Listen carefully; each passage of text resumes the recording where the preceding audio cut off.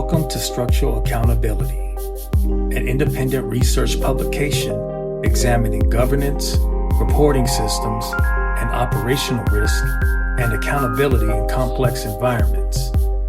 This is audio brief number 3, a companion to research issue number 3, when reporting stops reflecting reality. The written issue examines a relatively simple problem with significant consequences. What happens when the report becomes the goal instead of the mirror?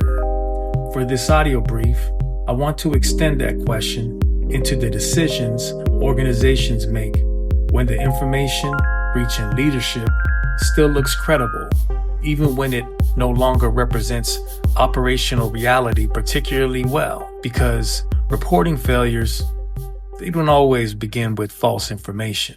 Sometimes they begin with reasonable people responding rationally to the systems around them. Consider a hypothetical organization with the recurring executive operating review. Every month, business units submit performance information against established targets.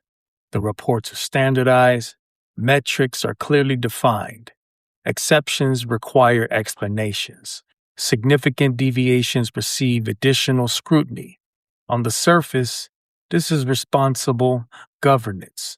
Over time, however, something changes. Managers learn which deviations generate questions. Teams learn which metrics receive executive attention. Analysts learn how much explanation is considered acceptable. Operational leaders learn that an unresolved exception appearing repeatedly in a report can become more consequential internally than the underlying condition itself. None of this requires someone to instruct employees to conceal problems. The incentives are already communicating. A delayed process might be reclassified into a category that does not affect the primary performance measure. An operational exception might remain technically temporary for several reporting cycles. A complicated condition might be summarized as manageable variance because there is insufficient space or insufficient appetite for the full explanation. A team may concentrate resources on the activities, leadership measures most closely while allowing less visible conditions to deteriorate. Individually, each decision can appear defensible. Collectively, they can change what the reporting system represents. The report gradually stops functioning primarily as a minor of operations. It begins functioning as an object that the organization itself is trying to manage. This distinction matters because reporting distortion is often described as though it requires deliberate deception. Sometimes it does, but structurally, that is not the only mechanism. Imagine a manager responsible for a difficult operating environment. The manager knows that a particular metric does not capture the full complexity of the work, but that metric determines how performance is evaluated. So the team improves the metric. That response is rational. The difficulty is that improving the measured condition and improving the underlying condition are not necessarily the same thing.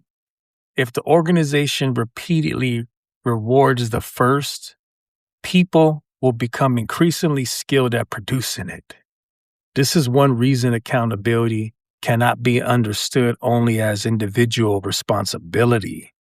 People operate within reporting architectures.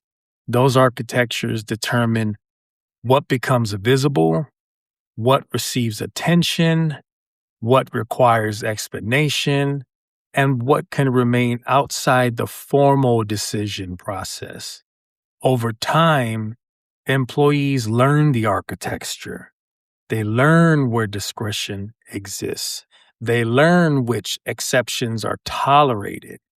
and they learn what information needs to look like before it can move upward without creating organizational friction. That learning process can occur without anyone believing they are manipulating the system. This is another problem. Operational reality is usually complicated. Executive reporting usually cannot be. A frontline environment might contain hundreds of exceptions, workarounds, delays, dependencies, informal practices, and emerging risks. Senior leadership cannot review all of them, so organizations compress information. Compression is necessary, but compression is also consequential. A complex operating condition becomes a metric. Several metrics become a dashboard. A dashboard becomes a status designation.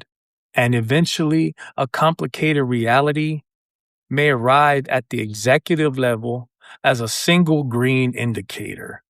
At every stage, information has been reduced. That does not mean the information is wrong. It means something has been removed.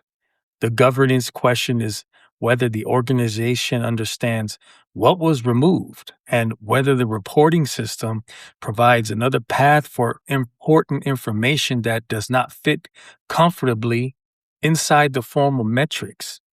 Without that path, leadership can receive increasingly polished information while becoming increasingly distant from the conditions the information is supposed to represent.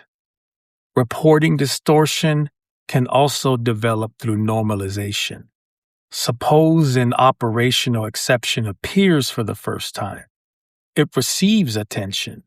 The second time, there's an explanation.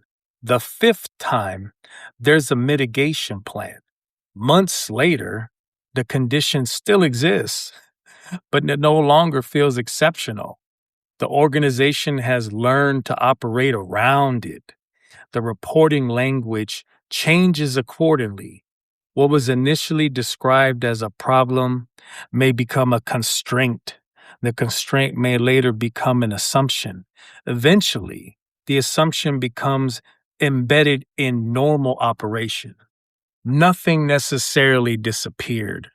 What changed was its organizational meaning.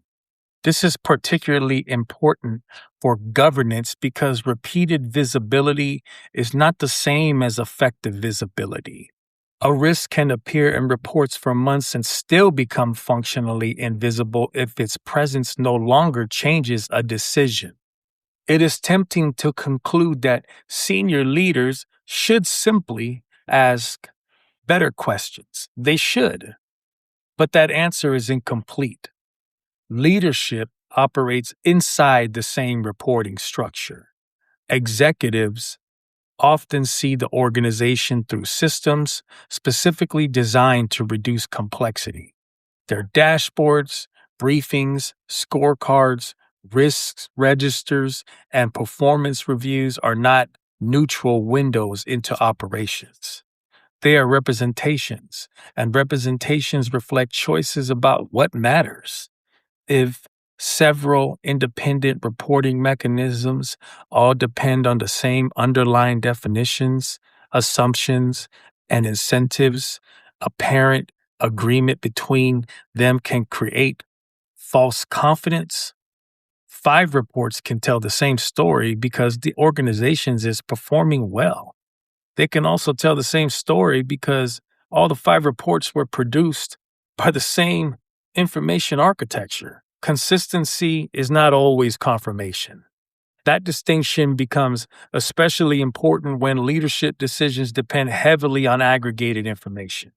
The further decision authority moves from the operating environment, the more important the integrity of the reporting architecture becomes. An organization can be fully compliant with its reporting requirements and still have a visibility problem. Reports can be submitted on time, required fields can be complete, metrics can remain within established thresholds, review meetings can occur according to schedule, escalation procedures can technically function as designed, and leadership can still misunderstand what is happening. That is because reporting compliance asks whether the reporting process was followed.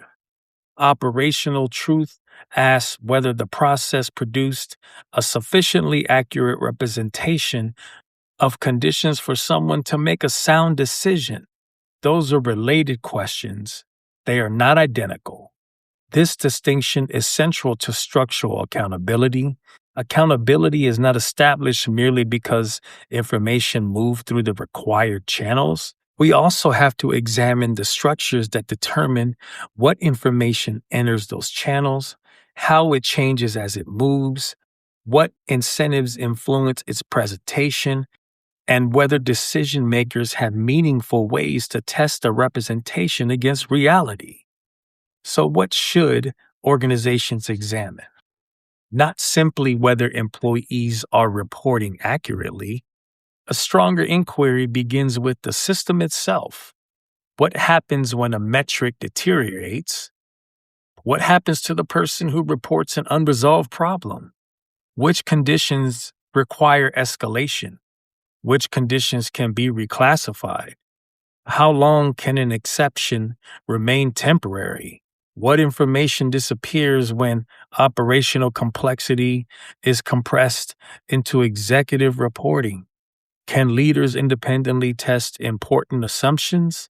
And perhaps most importantly, does the organization reward accurate visibility when accurate visibility is inconvenient? Because a reporting system does more than transmit information, it shapes behavior. When people know the certain numbers determine attention, resources, evaluation, or consequence, those numbers become organizational objectives. And once the representation becomes an objective, the organization has to work harder to determine whether the representation still reflects the underlying condition. That is not primarily a problem of individual character. It's a governance problem. The central risk is not simply that someone might produce an inaccurate report. The deeper risk is that an organization can gradually construct a reporting environment in which everyone follows the process, the information appears credible, and important decisions are still being made from an incomplete representation of reality. By the time the gap becomes obvious, the reporting system may have been reinforcing it for years. Research issue number 3 examines this problem in greater depth, including reporting pressure, metric optimization, information compression, normalization of exceptions, and the distinction between reporting compliance and operational truth. You can listen to this audio brief along with other companion audio briefs at structureaccountability.org, where you'll also find the links to the platforms where structure accountability is available. This raises another question. If the information reaching decision makers can become separated from operational reality, what happens when the decisions based on that information begin moving back through the organization? A decision that appears reasonable at the leadership level may produce very different consequences once it encounters operational constraints, competing priorities, limited resources, and conditions that were never visible in the information used to make it. This is where the next research issue will turn, from the information leaders receive to what happens when decisions based on that information encounter operational reality. That will be the focus on Structural Accountability Research Issue number 4. Structural Accountability is an independent research publication examining governance, reporting systems, operational risk, and accountability. You can follow the Structural Accountability newsletter on LinkedIn for new research issues and visit structureaccountability.org for all companion audio briefs and links to the listening platforms. For research inquiries, contact research@structureaccountability.org. For media inquiries, contact media@structureaccountability.org. I'm Juan Ojeda Jr., and this has been Structure Accountability Audio Brief number 3.